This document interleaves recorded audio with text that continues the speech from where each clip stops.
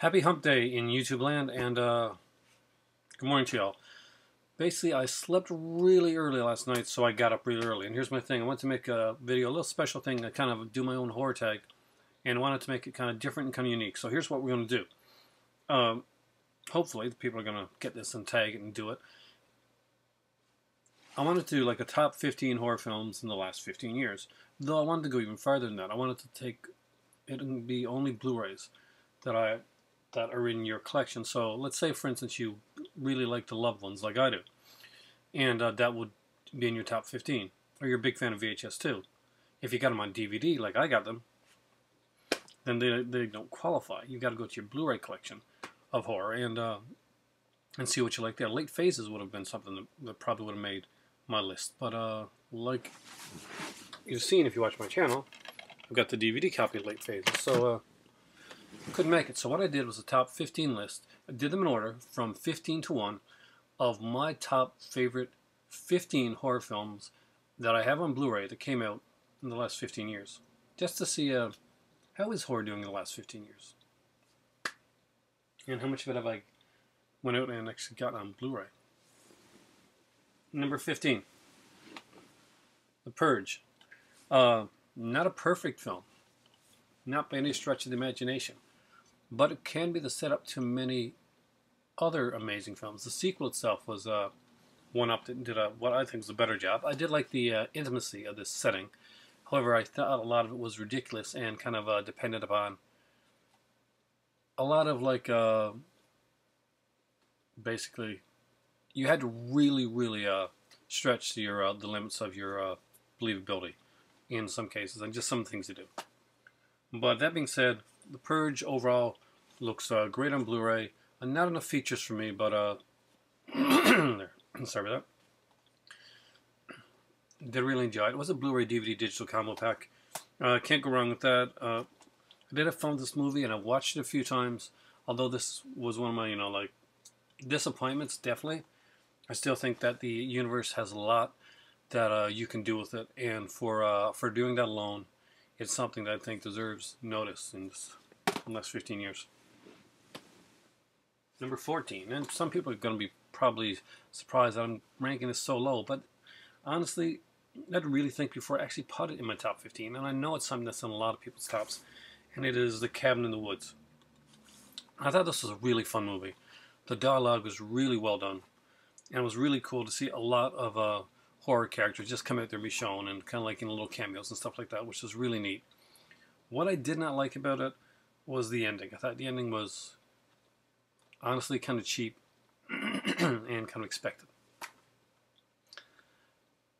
You could have changed the whole tone of it by just switching around in the last two people. Who was the virgin, for instance? That could have been more fun. This, however, that being said, a lot of fun with this film. Some great acting in it, and it's just a really fun film. It's kind of the I guess the House of Frankenstein type thing of the last 15 years. Really well done. Where I think Freddy versus Jason failed, I think this thing really succeeded. As far as like remakes and stuff go, this one definitely had to be in my top 15. I thought they did a really great job. A lot of people really didn't like it. This is my personal preference. And that is the remake of Carrie. Some people thought that she was too attractive for the role, and I think that is completely missing the point of what this whole story is about. And even back to missing the point of what Stephen King's book was about. It was never about she had to be the most homely girl. Just she didn't fit in. She was awkward. She was unusual. And no matter makeup or beauty or whatever doesn't change that fact. Kids can be cruel, and the way it was updated here, I actually really enjoyed that. I like the way that they used actual YouTube kind of in the concept of this here. And overall, what I really liked, even though Piper Laurie is my favorite one to play the mother, Julianne Moore does an amazing job, and the character of the mother is more fleshed out in this film than it is in the original. Now, she's scarier in the original than she is in this one right here, but Julianne Moore does provide more characterization and development, and I really did enjoy that. overall, it's a really cool Blu-ray. I got to watch this with some great friends of mine, and definitely worth checking out. Next up is another remake, actually. See, all remakes aren't bad, and it's Let Me In. I just had a lot of fun. Again, this is Chloe Grace Moretz. Again, she does these things. She's like really young when she did this one, I think. She's still young. I think she's like 17. No, she's amazing. The stuff that she's done at such a young age. Kind of reminds me of like what was her name? Kirsten Dunst. She like started out when she was young doing like movies. And I remember seeing her in Interview with the Vampire, and then like years later watching her in like Spider-Man. She's like grown up so much. And that's like her. She's growing up to be a very beautiful young lady, and a great actress, and just really fun. She was in one that did not make my list, which was Dark Shadows, and I thought she was one of the better parts of that film, actually. So I always watch for her in films. I think she is an actress to watch. Although overall, as a remake, did I think this movie really actually needs a remake? No. Am I glad that this one came out? Yeah, I actually am, because there's a lot of people that wouldn't have seen the original, and that's too bad. But they get to actually see this here, and I think it's a faithful and it's a well done adaptation of the original story and the original source material. If this is what it takes to get some people to either watch the foreign films, or to like maybe they don't. Some people just don't like to watch it. They don't like the subtitles, whatever. And I understand that. It's not for everybody, but it was a great concept, a great story, and I'm glad that it's out there for people to see. Next up is kind of surprising, since I gave this a scathingly bad review, and that is You're Next. It was one of those that a lot of people loved, and I really didn't get it. I love the music, and a couple of the characters were kind of fun, but overall I found the cast to be fairly an unlikable family. And the more I watch it, the more I think that's kind of the way it was meant. Still, do I think this is a perfect film or a great film? Not really. However, this is a very watchable film, and it's one I can put on at any time and just watch. So, does it more so than some stuff? It actually holds the test of time, and I can actually watch it more the next time than I could the first time. So there's something here that I don't know, that I'm kind of missing, but there's something really fun about this film. Perfect film? Not in the least. Fun film? Heck yeah, a lot of fun, and I really do enjoy it. But it infuriates me every time that I thought it could be so much better. That being said, the lead heroine in this film does an incredible job. It's a little silly, the reasoning behind why she is, but it's still fun. The music's great here. The kills are overall really cool. It's great to see Barbara Crampton in horror again. And it's a fun little cast. Easy to predict, but you'll have fun with it. Trust me well, and it's a decent one to have in your collection. I actually got this one in a trade from my good friend Chris Horton. Oh, by the way, it's a channel you should watch. Decent features on that one. Next up is one that, well, I'll be honest, it kind of surprised me, because I didn't expect, well, anything of it. And that is Last Exorcism. I bought this at a sale when Blockbuster was selling out, brand new for $1. Everything was going for $1 at the time, and I grabbed this because I grabbed all the horror that was there that I could find. Did I expect to even like this? No, I really didn't. I didn't know what it was going to be about. Didn't know anything about it, and I wasn't big on do I want to see another Exorcism type movie? There's more to it than that, and I love the ending of this film. I own, but I have yet to watch the sequel to this, so I'm not sure how good that is. But I can say that, and on DVD, so it wouldn't have made this list even if I had seen it. I really enjoyed this film thoroughly, and it did kind of creep me out in some places. I thought it was really fun. The acting was really great, and it's a really cool Blu-ray. And we even went so far as to add this, like, I gotta show you this.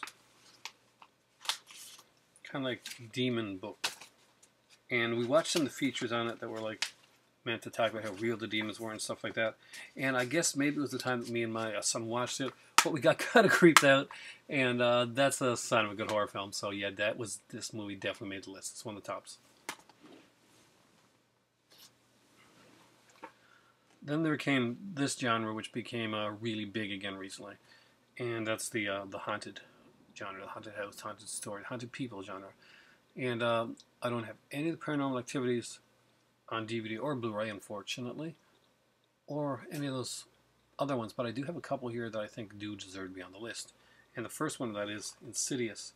Uh, when I had first seen scenes of Insidious, I thought it was going to be hilariously bad. They showed this Darth Maul looking ghost in a still, and I'm like, that isn't going to scare me. There's no way in hell that's going to scare me. So I watched the movie, and that scene comes up where, bam, it's just there. And say what you will about James Wan, he's like the master of the jump scare. Once you've seen it, it doesn't always like lend to like being rewatched over and over again because the scares are, you've seen them. They're there, you know, they're out on the table. But and you can kind of see them coming. It can get you a bit with the anticipation of it if it was something that scared you a lot in the first time. But jump scares alone don't hold up. That's why the story's got to go well. I think the story in the first Insidious family is actually pretty good. The second one clues it up well. I didn't think the second one was scary as the first one was, and that goes along the lines of basically once you a magician reveals all his tricks, how magical are those tricks when they're shown again, and that's the way I feel about much about horror actually. This one has just the right amount of like jump scares, and I really enjoyed this film. There's one film that he did that I enjoyed just a little bit more. That's later on the list. A trauma film made my list. And I'm going to classify this as, I guess, horror. It's a hodgepodge mix of many things, and a great first introduction to Astron 6, if you haven't seen their stuff. Now, this movie is not for everyone. However, I kind of think everybody should own it. It's a 4-disc. It's got Blu-rays, 2 DVDs. You got a compact disc. Got the soundtrack on here as well. And there's 5,000 of this originally made limited edition copies when it was Father's Day. Yes, Father's Day. There's a lot of people that I got to watch Father's Day, and they either cursed me for it or thought that was awesome, or did both at the exact same time. It's hypnotic. It's tasteless. It's unusual. It's grindhouse. It's weird. And it's so much fun. It is such a strange, weird beast of a film. I love this one here with the great slipcover case. Of course, this is the other art, which I think if I just seen this here, I probably wouldn't have picked it up. This here ever made me pick it up, and you know what? I'm really glad I did. I thought it was an extremely fun film. Is it for everybody? No. Is it one of my tops? Yeah, actually it is. I had a lot of fun with it. That other James Wan film that made the list. The Conjuring. Scared me. I know a lot of people like to hate on this now, but it's amazing what a simple clap can do. There's just some really great acting I found in this film. I thought was really well done. It's a simple ghost story. It's nothing that I think is too complex, and I like the simplicity of it. I like the period time aspect of this film here. I thought the acting was good. I thought it lent itself to that. Unlike many, it actually does lend itself to the possibility of sequels. And I never got, before I saw this film, well, I did have the hand clapping on the cover, and it can be pretty terrifying. Actually, one of the girls that stars in this also stars in Bates Motel. It's the mother, so I gotta get her name right because I always get that wrong. Vera Farmiga. And Patrick Wilson was a favorite of mine from a movie that I have on DVD, but not on Blu-ray, so it's not in this list, called Hard Candy. If you have not seen that one, I strongly recommend that you do. The Conjuring. It's actually certified fresh from Rotten Tomatoes, but it's better than people give it credit for. Movies like this tend to be really popular at first, but when they become very popular, then there's a backlash of people that don't like them because it's not cool to like the popular thing. It's more cool to like the fringe stuff. And you can like both. It's a secret. I'm letting you know that one. Up to the top 6. And in the number 6 spot is a remake that polarized fans at the box office. But you know what? It actually was it's one of the top rated like theater horror films of all, for pretty much all time. It's way way up there. Did a great box office for horror, and that was Friday the 13th. I really did enjoy this. There were I thought they could have went more Friday with it. I think the kills should have been more gory. I think the kills should have been more Friday. That's the one aspect that they didn't get. Other things I've focused on in videos before when people asked about it, they said, "What about the Jason running?" Well, he's always ran. Man, you just got to watch the movies that aren't Jason as a zombie. Um, what about all these like tunnels? Is Jason supposed to be this completely mindless beast? He's a killing machine, and he's still a killing machine. This film here, this one was not a remake actually, as much as it was a sequel, kind of a lost sequel. They did this movie as kind of an in between 3 and 4 type of thing. Now you're probably thinking that doesn't make much sense timeline wise, because 3 and 4 only got like a very short period of time like in between them, and he kind of lives in that. But it's Friday 13th. Timeline, chronology, whatever, it isn't exactly one of their big things. Or I guess you could say they put this between 2 and 3. I'm not sure, but it's supposed to be like one of those in between films. I did enjoy it. I enjoyed the cast. A lot of people were disappointed that the original cast, which was extremely likable in the first 10 minutes of the film, actually, they bite the dust, except for one actress, and some people were bothered by that as well. Jason has a mother complex. That's one of the big things with the Jason character. He loves mother more than he loves to kill, and you see that in this film, and I think it was nice to actually see that in this film, because they tend to sometimes gloss it over. There's a couple of movies where we see Jason actually kill the mother. In part 3, he kills a pregnant woman, and in part 4, although it's off the screen, it's off screen for a reason. Actually, he kills the mother in the picture, and it was left off screen part 4 because they just didn't see that as being in Jason's persona. So because of the certain aspects about him, but definitely. Number 5, and not the last remake on the list either. So all remakes aren't so bad after all. We complain about, oh, this is coming out, but this one actually was really good. Evil Dead. It was not Ash Evil Dead. It was completely different, and I thought I was going to hate this film. I really did. My son went and saw this in theater with his friends. I was like, I was offered the chance to go at the time, and I didn't take it. I was like, I don't want to go see this movie. I don't want to see them ruin Evil Dead. I really enjoyed this movie. Great gore. So a lot of great practical effects in here as well, by the way. And I really did appreciate that. And I've been going to take the stickers off originally, and I'm kind of glad now that I didn't take that Future Shop sticker off, because it's no more. I think it's a really fun film. Pretty cool stuff on the Blu-ray as well. Just one you got to see. Number 4, the original. Let the right one in. If you can't see if you haven't seen this, I do recommend it. It's really, really good. And if you enjoyed the remake, then you're going to enjoy this one. I think this is just, it's better.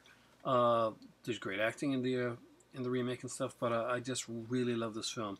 I got a big props for Magnet for actually getting this out here for us, and it's just a favorite vampire film of mine in the last 15 years. It's one of the tops. And when you see like crap like Twilight and stuff out there, it's really good to see something like this, which is just a fantastic film that came out of nowhere, and I completely love it. Number 3 is one that is not made a lot of people's list, period. But I really enjoyed it. The ending was a bit of a mess, but you know what? I did kind of dig it. It gave that kind of a Devonsville Terror, 70s, kind of more haunted-ish aspects, Rosemary's Baby-ish type of stuff. And it went into a lot of different directions. I really rag on this director a lot for certain films, but with this movie here, to me, he proved himself even more than he did with his early work. And I did like some of his early work. I didn't like the remakes that he did. But yes, right now Lauren knows exactly what I'm talking about, but doesn't know what the film is. Uh, watch Rob's reviews. Just saying. Lords of Salem. It's the only Rob Zombie film that's gonna be on this list, and it's because I thought this. No, some people hate this movie. Really do. They hate this movie. They can't stand it. Um, I thought it was ballsy. I thought it did some different stuff, and I really enjoyed the what it did. It was way more atmospheric, and he took way more chances as a director than he did in any of his other films. A lot of his stuff seemed, you know, homaged, cribbed, whatever from other films. You know, House of Corpse is fun, falls apart near the end. Dell's Reject, just solid film all throughout, and but I don't have those on Blu-ray either. But Lords of Salem is more of an original from him, and I like the direction that they took this. It creeped me out in some places. It was just a very strange film, and I could honestly say that I enjoyed all the aspects of that. We're down to our top two. We're down to the last remake. Maniac. One of the films that did severely creep me out in the last, what was this film here? They took a real chance with the way that they shot this film and the perspective. This could have really flopped big time. However, I don't think it did. They had to Maniac was a really, really good movie. Joe Spinell was a really great character actor. So to do a movie, to redo that movie, took a lot of balls in the beginning. And they could have coasted on the name or done just the exact same thing. They didn't do that. They went in a different way. And obviously, Elijah Wood is a much more attractive actor than Joe Spinell was, and that was part of like the kind of the thing behind Joe Spinell's. You could see him going out and stalking people and killing them. He just had that look to him. It's true, and it gave it a more gritty, real kind of like Grindhouse 42nd Street type of feel to it. That being said, the fact that they were able to do this is just incredible. This is a great film if you haven't seen it. It's pretty brutal, I'm not going to lie to you. There are some scenes where some people, especially if you're not really into the horror genre, you're going to want to look away. And that's good that you want to look away. It's good that a movie like this can unsettle you, because this should be unsettling. You should not be, yay, it's not a cheer the guy type of movie. Modern horror classic, I can agree with that, actually. It's a really good film. Maniac. It's time to get to number one. What would beat all other 14 of these films in my Blu-ray collection for horror film of the last 15 years? Something that really, really stood out for me. Well, this here is a short little film. Not overtly long. But I really enjoyed it. And it took long enough to come out on Blu-ray, that's for sure. And I had the DVD. I'm glad I got the Blu-ray, because overall this one had to be my top Blu-ray horror film of the last 15 years, for me personally. Trick or Treat. Nothing really celebrates Halloween and horror, in my opinion, better than this film. It has a great all-star cast. Just some very cool scares. It brings back the anthology film to where it should be, and does it so well. As you all know, I'm a huge fan of anthology films. If you watched my Vaughn Horror review recently, not a lot of people watch my reviews as opposed to watch my collection of reviews and stuff like that, but I guess it's what you're into. It's a great film. I mean, it's so fun. It introduces the character of Sam, brings a new horror classic character in there. Anna Paquin's in this. I'm a big fan of Anna Paquin, actually. And I'm a big fan of Dylan Baker, who does a great job in this film. Dylan Baker, the biggest shame with him, he was in Murder 1, and I really did enjoy that series. But he was supposed to be the lizard in the original Spider-Man trilogy. He was basically played Kirk Connor's character. And I was really looking forward to that eventuality of him becoming the Lizard, which didn't happen, damn it, because they rebooted it, and that's, you know, going on with another kind of reboot type thing again. But Dylan Beck was a great choice as Kirk Connors. Damn it. Okay, that rant aside. Trick or Treat is a fantastic film. It has some wonderful features on here that aren't on the DVD edition. So not only does this make it for just being a killer awesome movie, it's a killer awesome Blu-ray as well. It talks about the horror, talks about the traditions and where the traditions from Halloween came from. It's got some great stuff on here. If you've not seen this movie, if you've not picked it up, you really, really have to. Trick or Treat is a great film. It will become and for me, it already is a Halloween classic that'll be watched year in and year out. When people think of Halloween now, they're going to think of this film. Same as they do Halloween and some of the others that they watch every year. Trick or Treat really is that good of a film. Check it out. It's a really fun film. Fantastic little horror film that everybody needs to see. There you go, guys. That is my top 15. So what does this bring us to? This brings to the tag aspect of this. So here we go for all you Blu-ray guys. So, Doc the Metal Freak, Killer Nerd, Falagar. He's going to hate that I'm going to tag him in this video because he's got so many videos to do. If you get a chance, Lauren from Ron's Reviews. And Ready, Horror Ninja, who's got some awesome Scream Factory like videos up there right now. Just check him out. Oh man, there's so many people that I want to, but you know, I gotta leave people for other people to tag. Toddy Walnuts and Parsnip Burger.